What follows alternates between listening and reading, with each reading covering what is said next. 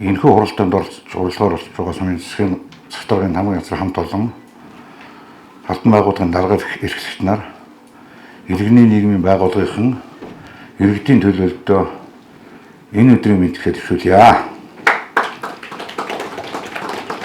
За миний энэ аймгийн иргэдийн урдын төлөөлөгчийн хувьд мөчсөн сонгогчдын төлөөлөгчид өнөөдөр сумынхаа 4-р хуралдаанд оролцож та бүхэндээ бас чин сэтгэлийн мэдлэгээ төвшүүлэх ялтанд бас ганц хоёр зүйл дээр бас тодорхой хэмжээний мэдээлэл өгье гэж бодож байгаа юм. За тэгэхээр та бүхэн бол мэдж байгаа. Саяхан Монгол Улсын их хурлаас Монгол Улсын маань 22 оны төсөв батлагдсан. За энэ төсөвдөр Ховд аймгаас сонгогдсон их хурлын гишүүд маань хоорондоо нэгэндээ уялдаатай засгийн газартайгаа уялдаатай ажилласны үр дүнд Ховд аймагт 223 тэрбум төгрөгийн бүтээн байгуулалт ажил хийгднэ. 223 тэрбум. Энэ мөнгө нь улсын хэмжээгээр үндсэндээ хөрөнгө оруулсан аймагуудыг жагсаавал манай аймаг нь 3 дугаар орон жагсаж байна. За эх жил юу гэхээр Эрдэнэ сумд 90 мегаваттын усан цахилгаан станцын барилга хөсөлтөд ажил эхэлнэ. Ховд экоцементийн үйлдвэрийн барилга хөсөлтөд ажил дуусаж хөрөнгө хэмжээгээр ашиглалтанд орно. Үйлдвэр технологийн паркын дэвтвчийн асуудал бүрэн шийдэгдэж үйлдвэрийн шавд авч эхэлнэ. Босоод ангиллын замыг Эрдэнэ Ховд сумтай холбох ажил дуусна. Шивтээд ангиллын замыг Чандан сумтай холбох ажил эхэлнэ. Мантан сумд доктор байр, Жаргалан сумд баг сургууль 3 цэцэрлэг эхлэж 23 онд дуусна. Алтаа сум Эрдэнэ сумын усалтын системийн ажил бүрэн хэмжээгээр дуусах ашиглалтанд орно. 1000 цом чинээр дуусгаж усалтын системийн ажил хийгдэнэ. Даруй сумд хөшөөтэй уурхай түшиглэж сайжруулсан шахмал түвшний үйлдвэр байгуулагдана. За энэ маань манай сумынхны хувьд маш их хэрэгцээтэй төсөл байгаа. Эрчим хүчний яамнаас 12 тэрбум төгрөгийг хөрөнгө оруулалт хийж 22 оны төсөвтөө 2 тэрбум төгрөгийг суудгаж даруй сумд шахмал түвшний үйлдвэр байгуулна гэдэг маань Ховд Говьстай аймгийн бүх айлдвар албан байгууллагыг сайжруулсан шахмал түвшээр хангана. Энэ дээр бол 150 ажлын байр бий болно. Сум болгонд борлуулалтын зээг ажиллана. Тэгэхээр одоо манай сумынхаа зочд нөгөө очролдог, нөгөө муу нүрс авдаг юм асуудлаас сална. За тэгээд 22 онд маань Ховд аймагт шинэ кинотеатр, олон угсаатны урлагийн театр баригдана. За иймэрхүү олон ажил маань Ховд аймгийн одоо хөгжлийн гол зорилтыг тодорхойлох юм төсөл хөтөлбөрөөр хэрэгжинэ. За аймгийн иргэдийн хурлын хувьд сая 10 хэдхэн өдрийн 12 сарын 3-4-ний өдөр аймгийн иргэдийн хурлын 5 дугаар хурлаар оролцлоо. За энэ хурлаараа аймгийн иргэдийн хурлын 21 оны тайлан гэлжлээ. Мөн Ховд аймгийн хөгжлийн 21-аас 25 онд хөгжүүлэх үндсэн чиглэлийг хэлцэж 21 оныхоо батлагдсан төсвийн урдчилсан дүнг ярилцаж 22 оныхоо төсвийг батллаа. Мөн Ховд аймгийн 22 оны гадар зохион байгуулалтын төлөвлөгөөг хэлцэж баталсан. За тэгээд аймгийн орон нутгийн хөгжлийн санд нэг 10.5 орчим тэрбум төгрөг хуваарлагдаж ирсэн. За энэ мөнгийг болохоор яах вэ гэхээр бас нэг үндсэндээ дээрээс ирсэн журам зааврын дагуу хөдөөгийн сумд нэг 50 орчим хувийг хуваарлах хэрэгтэй байна. За ингээд 5.8 тэрбум төгрөг хөдөөгийн сумд хуваарлагдсан. За энэ мөнгийг хуваарлахдаа аймгаас алдагдсан зай километр мөн тухайн сумын хүн ам газар нутгийн хэмжээгээс хамаарат харилцан хэлгүй одоо хуваарлагдсан байгаа. Хамгийн их нь болгон сум тэрбум гаруй төгрөг. За манай мөс сум дээр 234 сая төгрөг хуваарлагдсан. За энэ 234 сая төгрөгийг би та бүхэнд олж ирж байгаа мөнгө биш ээ. Энэ мөнгөд их ёстой дүрм журмынхаа дагуу ирж байгаа мөнгө. Гэхдээ миний бас тодорхой хэмжээний баг хэмжээний юмыг олж ирсэн. Энийгээ би бас та бүхэнд бас өнөөдөр хуралдаар бас танилцуулна. За тэр 234 сая төгрөгийг одоо хэн мэдэж юу зарцуулах вэ гэх юм бол энэ дотор сууж байгаа 21 төлөөлөгч та бүхэн яг тэнцүү тэгш эрхтэйгээр өөрийнхөө тойрогт энэ шаардлагатай юу хийхээр байна? Юун цанхуу мөн гаргахаар энэ дөр ухаан бодлоо оролцуулж та бүхний юм хуулах өнөөдөр юм шийдэх асуудал. Энэ асуудал чинь би бол оролцохгүй. Сонгогчдын дуу хоолой болж мөсөнд энэ шаардлагатай асуудыг шийдвэрлэх цанхуу мөнгийг ойлгох юм дүүжтэй. Түүнээс иш миний үүрэг болохоор энэ мөсөнд нэг багийн өдрөл болохоор мордах. Мөсөнд нэг 5 дугаар хүн аймаг болж тэмцээ уралдаанд болохоор хоол өгөх. Тэр манхан суурин постн дээр нэг айлын бүгд халамжуулга явуулж байгаа үнэлгээ оруулах үнийг авч өгөхөд миний үүрэг биш шүү. Би зүгээр мөсчүүдийнхээ донд халуун амбал дотроо бас буруу зүйлүүдээ ярьж магадгүй шүү. Та бүхэн ахгүй их ухаанаар хандаарай. За тэр түрүүн би 5.8 тэрбум төгрөгийг хөдөөгийн сумд хуваалцсан гэж зард нь бол бахан хэмжээний мөнгө аймгийн иргэдэд оролцдог үлдэж байгаа.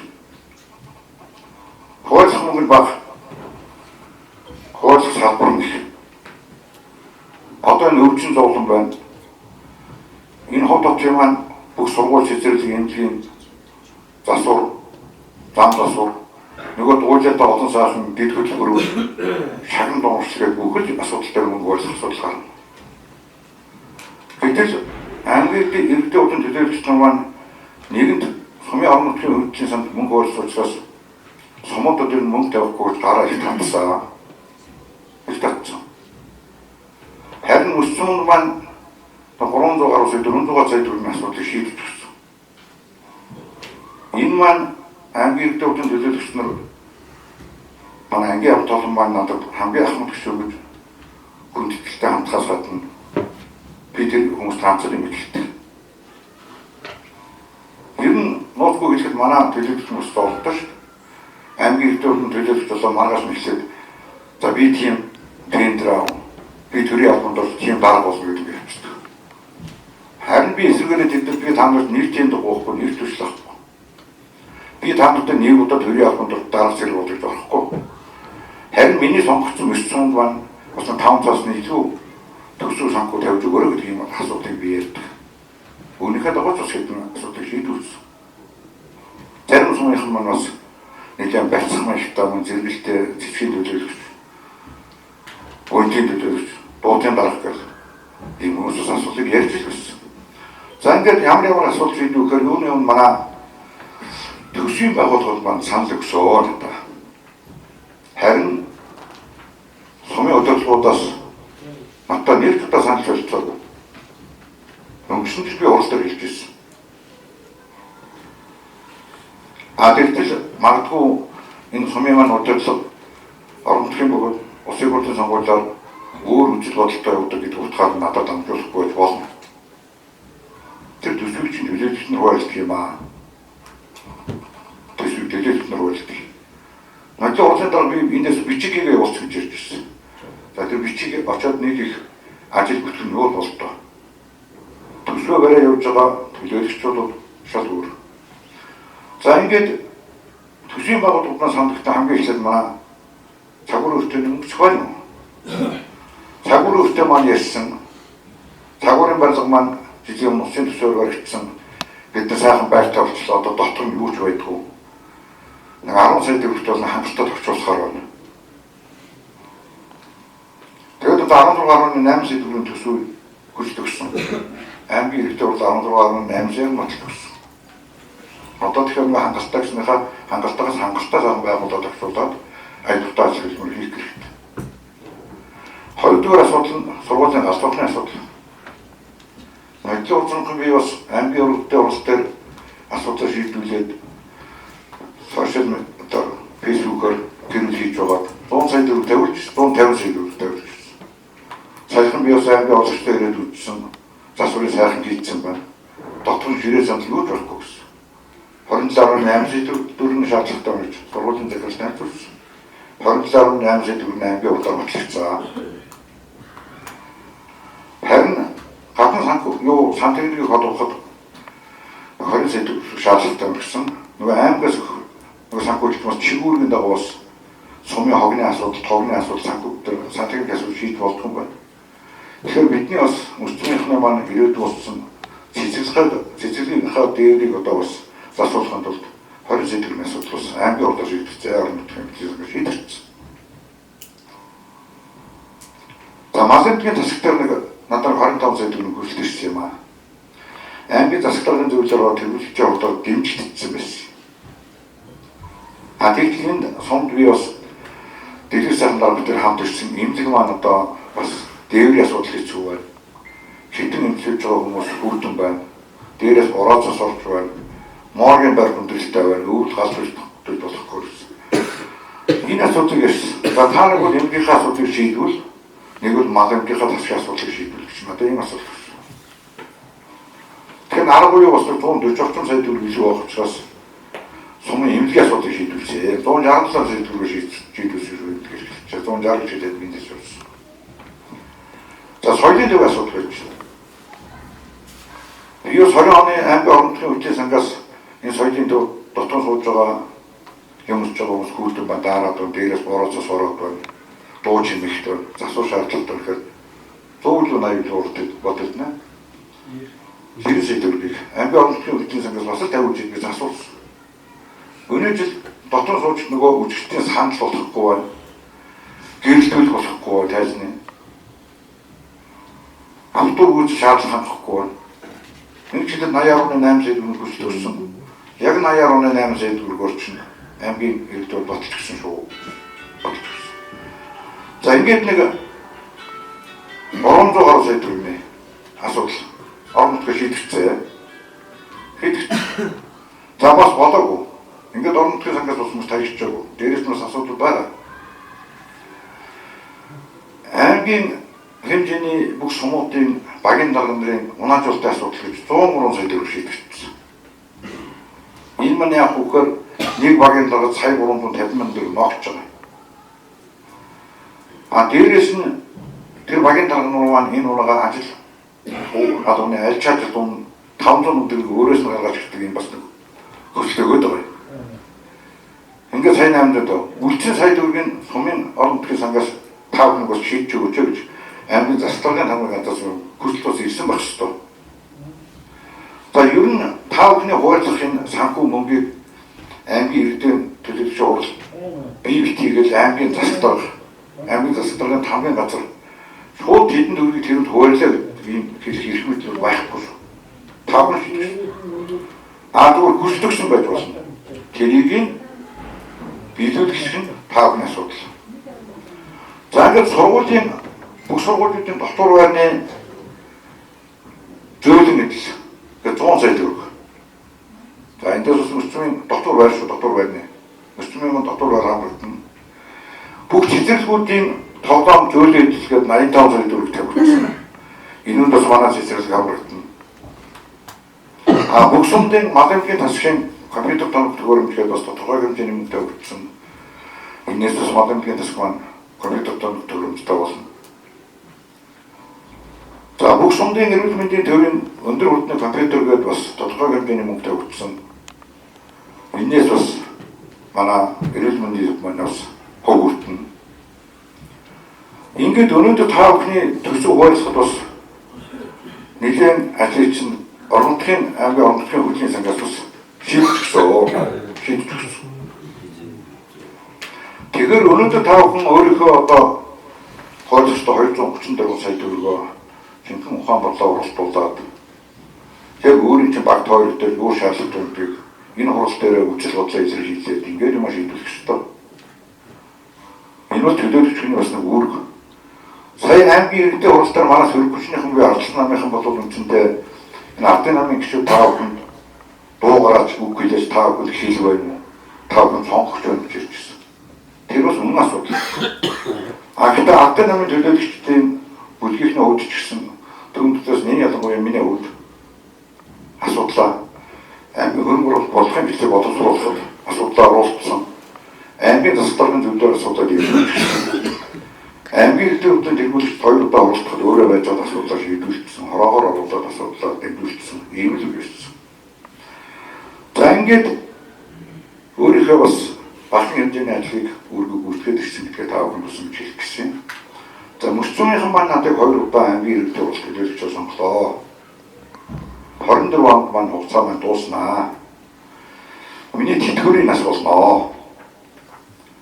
За тэгэхээр одоо үндсэндээ тэтгэврт гарахаас өмнө бас нэгэн 2 удаа ингээд итгэл үзүүлэлт сонгож байгаа мөсцөөнийхөндөө яг хуу бас нэг томоохон асуудал шийдвэрийг одоо явж байгаа. Бодсон.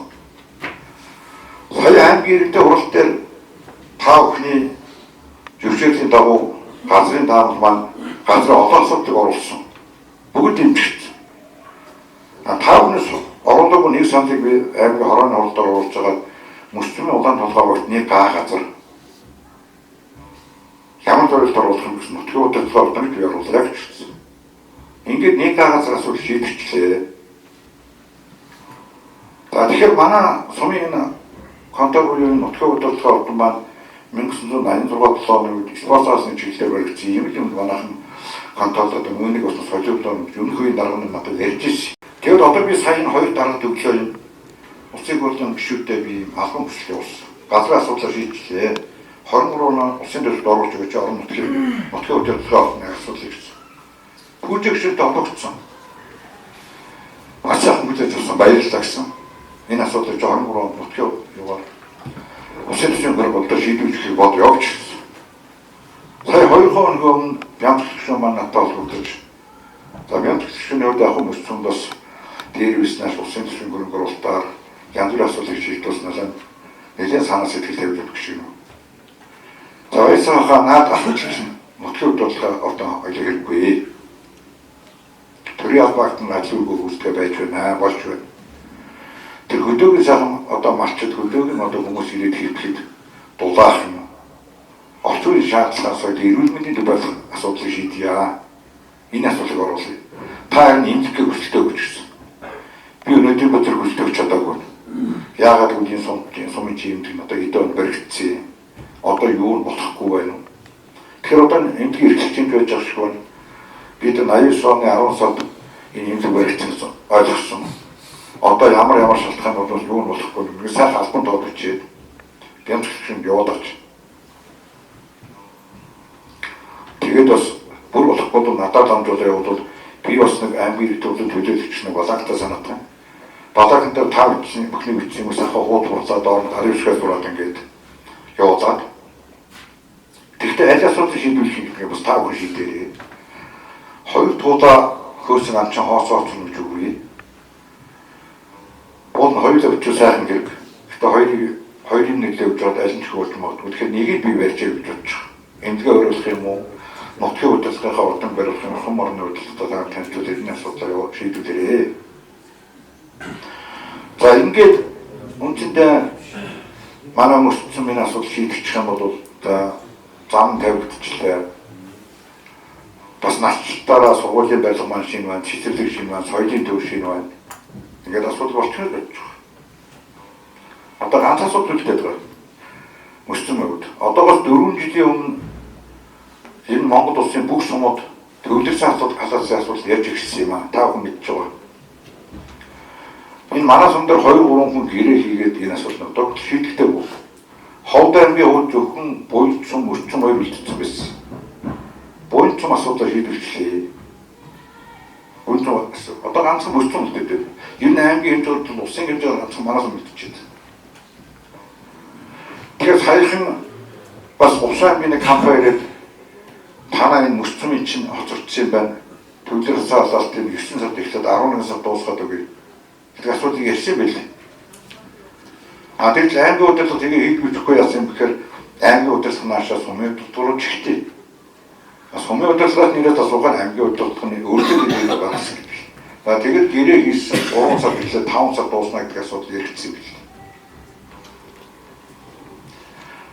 За ингээд төгсгөлт нь бас нэг хувийн чанартай нэг асуудал бас нэг хэлж байна. Яг уу аймгийн иргэдийн төлөөлж болсноос хойш бас суморндоо ганц нэг хөрөнгө оруулалт асуудлыг шийдвэрлэх дандаа улаан толгойг шийдэгдээд байгаа маа. Сумын төвд. Хөдөөгийн маань багууд хөдөөгийн маань сонгогч харагдаад байна.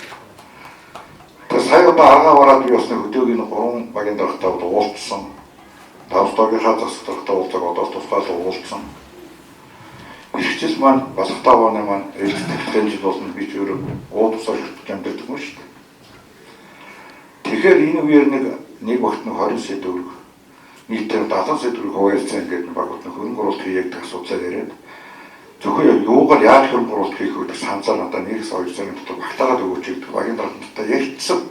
Энэ асуудал маань биелээ олмаг би бодож байна. За ингээд энэ дотор сууж байгаа нийт 21 төлөөлөл 5 их юмд дэмжлэгтэйгээр сум орн маань өнгө үзмжээр засаж өөрийн маань төрсөн утга сайхан зэвсэгтэн гүйцэх нь өлчийтэйгээр үлгэр би тав хүндээ ирүүлэг сайн сайхан хүнийг хүсээрэй. Баярлалаа.